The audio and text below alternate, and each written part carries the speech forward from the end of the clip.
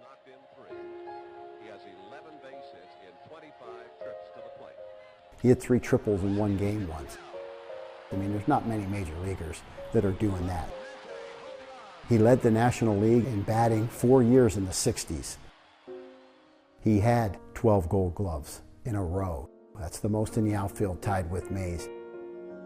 He was MVP of the league in 1966. MVP of the 71 World Series, where he played all out. The greatest right fielder in the game of baseball, Roberto Clemente. 16 All-Star games. You see him run, you see him hit, and you could just tell he had a swagger. The way he moved, and when he would run, the helmet would fly off.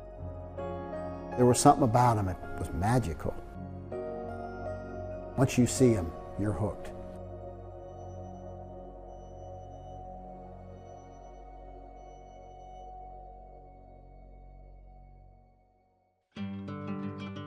My name is Duane Reeder. I'm the executive director of the Clemente Museum in Pittsburgh.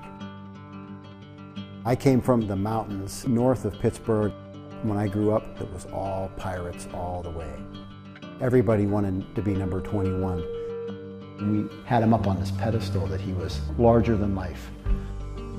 We couldn't barely get to the stadium. We were just far enough out of town that we could only come every once in a while and see Roberto play. So when I get to walk into Ford Field for the very first time, it's like the whole experience. It's the look and the noise and the smell. It's like out-of-body experience. I was standing on the rail and I was calling his name. Some of the other guys ran by and Roberto came over. He loved to do things for kids. He would sign till the last kid got a signature. Clemente just really was all about helping people and helping kids and leaving an impression, because he knew that that would inspire that next generation then to be like that themselves. Everybody said it, and they want Bobby to get that big number 3,000.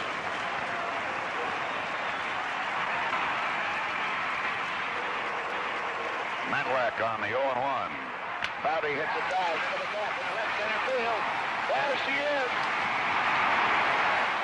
A double for Roberto.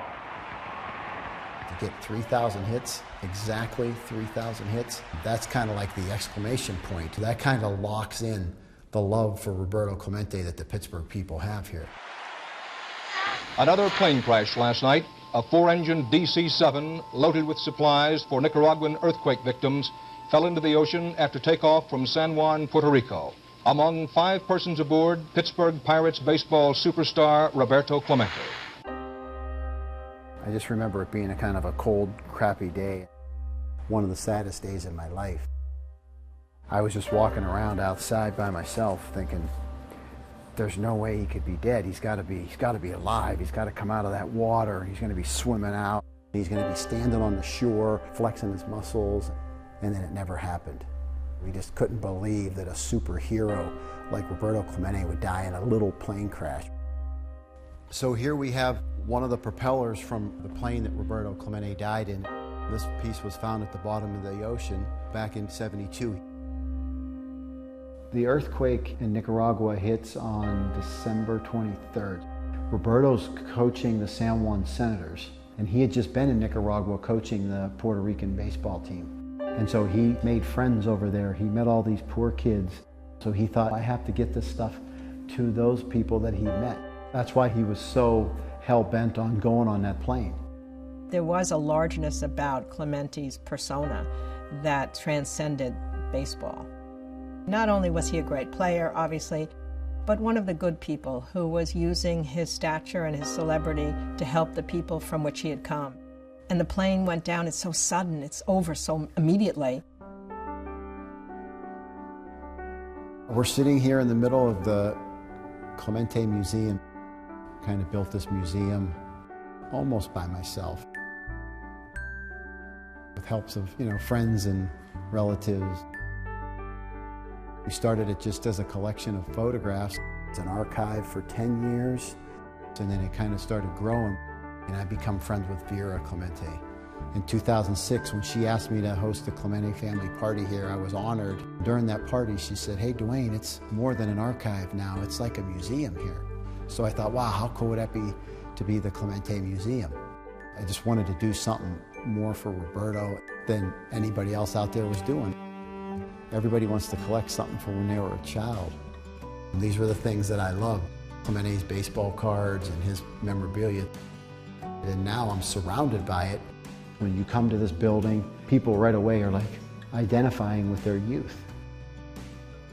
It just kind of grew, and now I can't stop.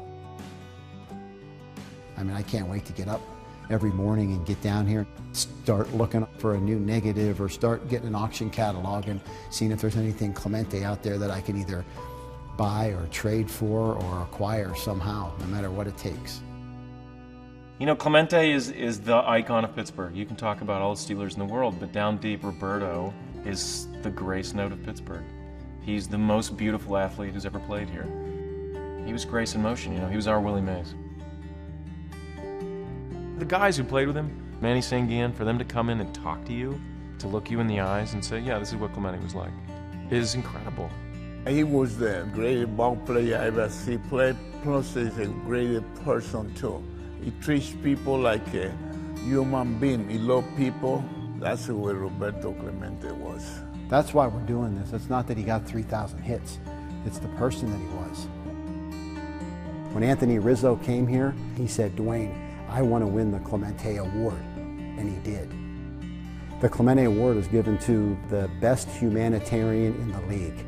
So I've been blessed to have all the visiting teams that come into Pittsburgh kind of seek me out and come over. Puig comes here. He came 4 years in a row now. We've had Mike O'Keeton. We've had Steve Carell. We had Eddie Vedder at Pearl Jam. People just gravitate to Roberto Clemente. For me, Dwayne is the dude who keeps carrying the torch. He's like, never forget, never forget. I still get goosebumps when I can pick up a Roberto Clemente bat. I mean, I can hold a bat in my hand that he used. This is like the closest thing that I'll ever get now that he's passed away. You know, you can't shake his hand, you can't have a conversation with him, but you can feel something he held in his hands. I can link myself to Roberto and hold this bat, you know, and get a great feeling out of it. I'll pull it out of the case and let players swing this and get that feeling too. Makes you feel a fuller sense that we are all a part of the people who came before us. And that's the magic of time going by, and maybe people aren't dead after all because something lives on in their spirit and you're a part of that. We're really going to be thinking about him more than ever this New Year's Eve, 45th year anniversary of him dying. 45 years, that's a long time. It was longer than he lived. He was only 38 years old when he died. We need more visitors, keep people coming in, and we need to get to the next generation to keep telling Clemente's story and to make sure people know that story. I've had young kids that I'd never met before come up to me and say, Mister, that was the coolest thing ever. And I tell people that I'm a puppet and Roberto Clemente's the puppeteer up there. I couldn't stop doing this if I tried. It sounds a little hokey, but I think I got someone watching over me here. I think Roberto is shining down on me.